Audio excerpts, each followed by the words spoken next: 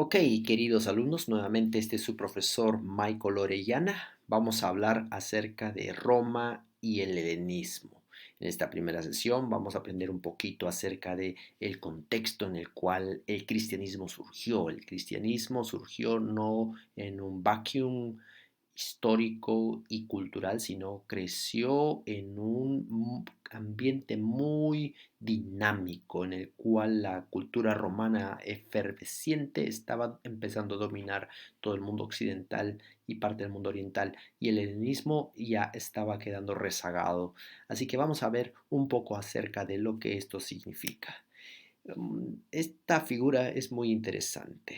Bueno, tenemos esta loba que está alimentando a dos gemelos, dos niños. No sé, tal vez la figura no se puede ver muy claramente, pero ellos son gemelos. Tengo la costumbre de colocar todos los links de donde consigo las figuras abajo para dar crédito a quienes colocaron anteriormente estas figuras en el internet. Por favor, no te olvides de colocar tu asistencia a la clase haciendo clic en el link en la descripción de este video. Abajo mira y verás un link que te llevará a un Google Forms donde vas a colocar tu identificación de la Universidad Perón Unión. Si tú eres estudiante de la Universidad Perón Unión, hazlo para que al ver este video esto cuente como asistencia. Por favor, eso es muy importante. Muy bien, volviendo a la figura, al tema de esta figura, tenemos a esta loba alimentando dos gemelos aquí. En realidad esta es una leyenda, es la leyenda del origen de Roma. Rómulo y Remo están siendo alimentados por esta loba. Bueno, esta es una leyenda muy interesante. Ellos habían sido lanzados para que se ahogaran, tratando de eliminarlos. El rey en ese momento, el rey en ese momento estaba tratando de eliminarlos por temor a ellos, porque habían sido concebidos después de que el dios Marte había em, embarazado o había, ¿cómo se llama esto? Violado sexualmente a una dama, y entonces esto se pensó de que esto dio origen a la idea de que estos gemelos eran en parte divinos. Así que por temor a eso, viéndolos a ellos como una amenaza, una posible amenaza, se intentó eliminarlos. Bueno, esta es una historia interesante, no voy a dar muchos detalles porque quiero que ustedes hagan un mapa mental de la leyenda, hagan una pequeña investigación de la leyenda de Rómulo y Remo y hagan un mapa mental. Lo voy a tomar como extra point. Si alguien lo hace, lo va a colocar allí en el rubro dentro del classroom y yo voy a contar esto como un extra point. Muy bien. Continuando entonces, esta leyenda más o menos ocurrió alrededor del año 750 y 53, si no me equivoco. Tal vez la memoria no me está, no estoy recordando exactamente la fecha, pero es alrededor de esas fechas en las cuales esta leyenda ocurrió.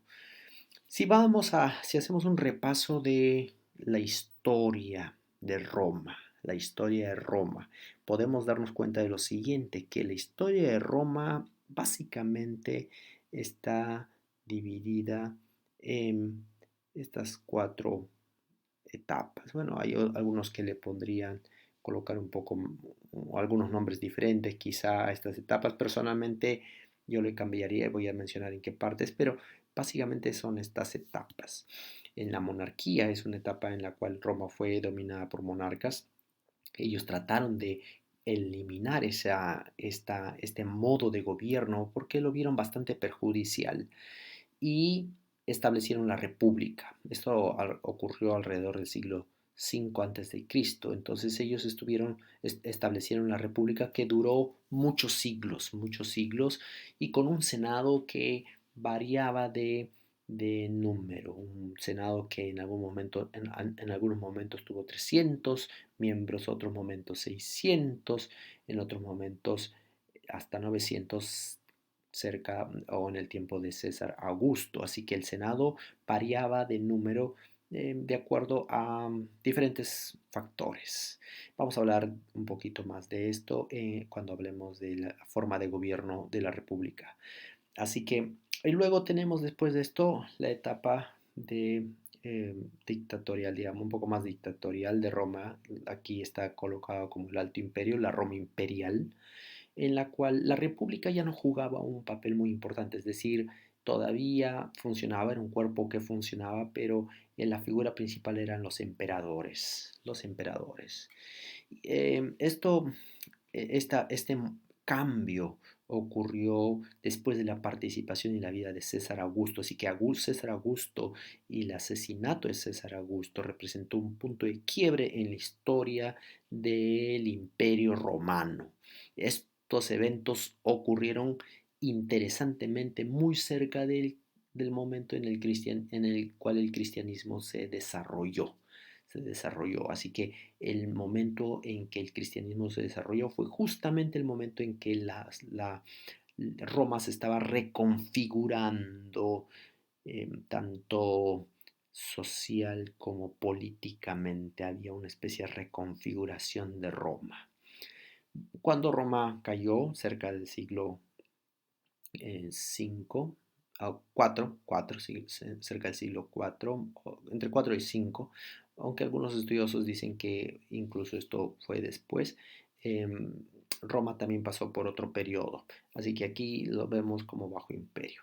Muy bien, esto sería una vista general de la historia romana. Como ustedes pueden ver aquí en el centro hay muchos eventos interesantes. Uno de ellos es las guerras púnicas que duraron entre el año 200 al 201 fueron muy importantes en el traspaso del poder de, del helenismo de Grecia, y el establecimiento del imperio, de la República Romana, que empezó a dominar mucho más poderosamente el mundo. Bien, tenemos este mapa justamente de cómo el imperio romano dominó todas estas áreas cerca del 14 después de Cristo aproximadamente.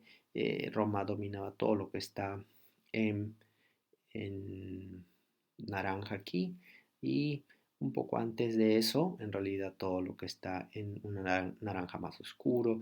Había partes del imperio romano que eran bastante, siempre estaban en disputa, y esas partes se encuentran justo en esta parte cerca de Gran Bretaña, Alemania y toda esta parte de acá en el norte de Europa aquí. Era una parte que siempre se encontraba en disputa. Los emperadores después de Augusto tuvieron grandes dolores de cabeza por mantener esta zona, especialmente esta tribu que ustedes ven aquí, Gaul. Fue un dolor de cabeza para los emperadores romanos. Bueno, tenemos esta parte, todo esto sería la parte occidental, y la parte oriental dominaba cierta porción de Mesopotamia y cerca de Babilonia, de aquí.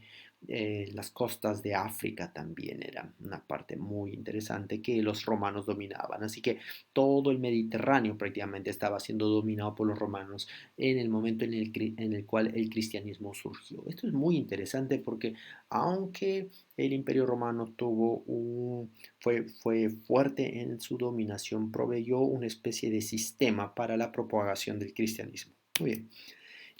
Vamos a hablar un poquito acerca del gobierno. Dentro de todas las vistas, diapositivas y que he encontrado esta de aquí, que es bastante didáctica acerca de cómo se dividía el gobierno romano. Por ejemplo, tenemos el Senado. Vamos a comenzar por aquí. El Senado, que es la institución más importante de la República, decidía sobre la paz y la guerra. Tenía muchas funciones, ellos decidían las leyes. En realidad era el cuerpo más importante de gobierno del Imperio Romano. Es un gobierno representativo, no es una democracia plena, es un gobierno representativo en el cual los ciudadanos daban poderes de representación, y estos poderes de representación eh, se veían en manera más plena en el Senado. Bueno, el Senado pro- proveía patricios que tenían acceso al gobierno. Estos patricios tenían una relación en la elección de los magistrados y aprobaban, en estos comicios se aprobaban las leyes, se elegían en consecuencia los magistrados que poseían funciones políticas y políticas judiciales y fiscales. Esto es muy interesante porque tenemos el Senado por un lado y la parte del juicio de los magistrados aquí en esta parte. Y luego tenemos al pretor, quien administraba la justicia. Es interesante que el cónsul, en algunos momentos de la historia romana tenían un cónsul, en otros momentos tenían dos cónsules. Esto, esto eh, varió en algún momento, pero es interesante que ellos no eran emperadores, ellos trataban de hacer cumplir las leyes que el Senado y los magistrados y todo el sistema de gobierno romano establecía. Eran como una especie de ejecutores en realidad. Luego tenemos los plebeyos, que estaban excluidos del Senado, como decir la, la masa más grande de ciudadanos. Tenemos los tribunos, ¿no?, que defendían los derechos de los plebeyos. Y luego tenemos el censor que controlaba el acceso de los patricios al Senado. Muy interesante. Bueno, esto puede ser bastante ilustrativo para entender cómo más o menos funcionaba el gobierno, la República Romana. Obviamente esto fue una estructura que estaba en constante cambio, como se puede esperar de cualquier estructura política, de acuerdo a, al contexto y a las situaciones políticas que el Imperio Romano enfrentaba. Por ejemplo, algo que no se ve aquí en esta diapositiva, en este esquema, es la función que tenían los dictadores. Sí, hubo momentos en el cual el Senado aprobaba o daba poderes absolutos a una persona específica para dirigir el gobierno en situaciones de crisis. Estos eran los dictadores. Cuando nosotros escuchamos la palabra dictadores, pensamos que posiblemente se está refiriendo a alguien que tomaba el poder sin aprobación de nadie. No, en realidad tenían una forma diferente de dictadores. El Senado elegía quién quería que sea el dictador porque estaban enfrentando un problema, tal vez una guerra, una crisis, y ellos sabían que la decisión a veces en estas situaciones de crisis es mejor concentrarlas en una sola persona para tomar decisiones rápidas, porque a veces el proceso de tomar decisiones a través de un Senado puede ser muy largo y esto puede poner en peligro la seguridad del imperio. Entonces ellos daban poderes absolutos a una persona que era el dictador. Esto ocurrió en algunos momentos en la historia de la República. Muy bien.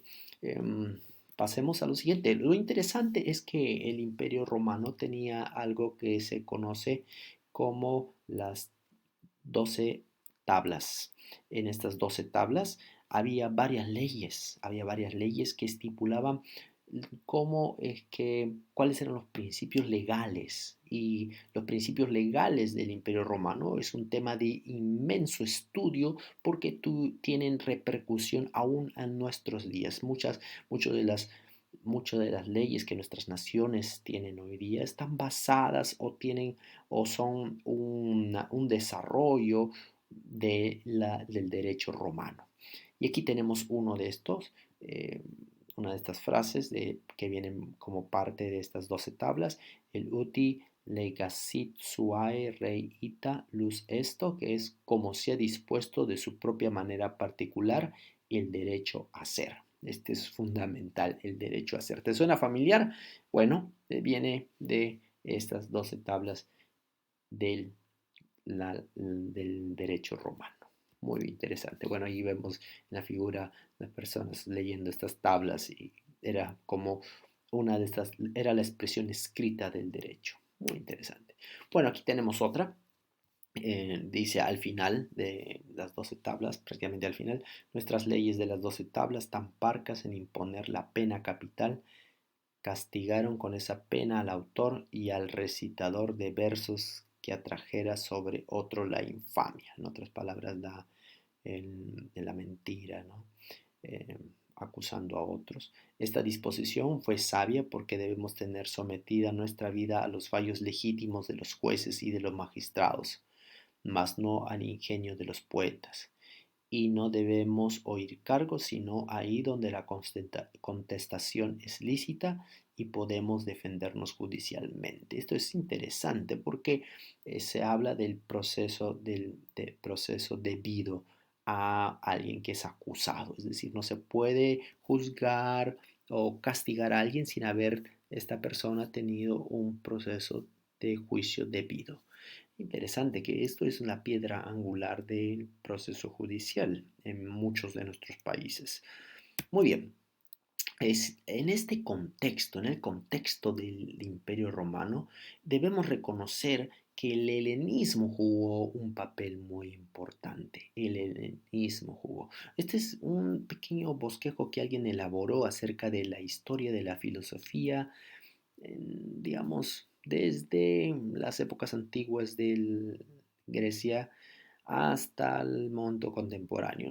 No es exhaustiva, no creo que le falta varios aspectos a esta tabla, pero es bastante ilustrativa. Por ejemplo, algo que podemos ver es que cerca de la época que estamos estudiando, el siglo primero, en realidad la parte, las corrientes filosóficas que dominaban en ese mundo eran el helenismo clásico, los sofistas, los presocráticos, todo esto, en otras palabras, la filosofía griega era la que más influía, la filosofía griega clásica, el helenismo.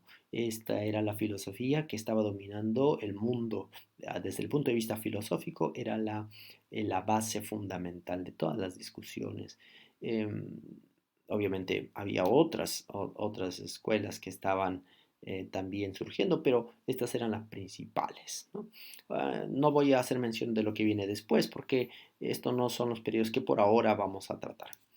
Muy bien, hablando de este entonces, de este periodo de la filosofía helenista, este cuadro también es bastante ilustrativo de las tres principales escuelas de la filosofía helenista. Hay que recordar que la filosofía helenista surgió en un momento de cambio político y social, porque Grecia, que había empezado a declinarse el modelo de las polis, de los estados, de las ciudades, empezó a desintegrarse, Roma empezó a tener mucho poder, entonces hay una crisis, se desencadena una crisis y esto motiva pues evidentemente a la búsqueda de una explicación y de cómo afrontar esta crisis. Así que surgen tres principales escuelas que ayudan a entender el dolor y ayudan a las personas a buscar la felicidad. Por ejemplo,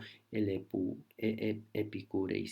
epicureísmo, el estoicismo y el escepticismo. Básicamente, estas escuelas tratan de explicar cómo es que vas a enfrentar no solamente la verdad, sino también el dolor y cómo vas a buscar la verdad. Entonces vamos a ver aquí, por ejemplo, el epicureísmo busca el conocimiento, el canon para orientar hacia la verdad y la finalidad es evitar el dolor, ¿no? Interesante esta forma de bosquejarlo aquí. Luego tenemos el estoicismo, busca en el conocimiento, que es lo que busca en el conocimiento, los criterios de verdad para la acción y la finalidad es aceptar el destino. ¿Han escuchado acerca de una persona que es estoica? Bueno, en realidad el estoicismo es simplemente el hecho de aceptar lo que te ofrece el destino, eh, prácticamente el dolor. Si es sufrir, hay que aceptar el dolor y el sufrimiento. Eso es tener una actitud estoica. El escepticismo rechaza en el conocimiento, el fundamento racional, es decir, prácticamente pone en tela de duda todo aquello con lo cual se encuentra. La consecuencia es que hay una especie de suspensión del juicio, ¿no? La persona siempre está en un estado constante de revisión, de revisión. Así que estas escuelas son muy interesantes porque nos hablan de algunos extremos en realidad en las actitudes de un filósofo, desde ser estoico, es decir, no me importa lo que sufro, yo puedo sufrir lo que sea. Esto suena un poquito al apóstol Pablo, ¿no? En algunos momentos, cuando él habla mucho acerca del sufrimiento y sus tribulaciones en Cristo, ¿no? Pero también vemos un poco de escepticismo eh, en, en, el hecho de dudar de todo, hay que dudar de todo y analizarlo tú mismo. La escuela en el Nuevo Testamento nos habla de los bereanos que analizaban en las escrituras para ver si estas cosas eran así. Entonces hay un poco también de escepticismo, tratar de comprobar, ir a las fuentes y comprobar por uno mismo si las cosas son realmente de esta manera. Así que nos pueden ayudar a entender un poquito estas corrientes, lo que ocurría en el primer siglo cuando la iglesia cristiana estaba surgiendo. Muy bien, esto fue una pequeña clase introductoria.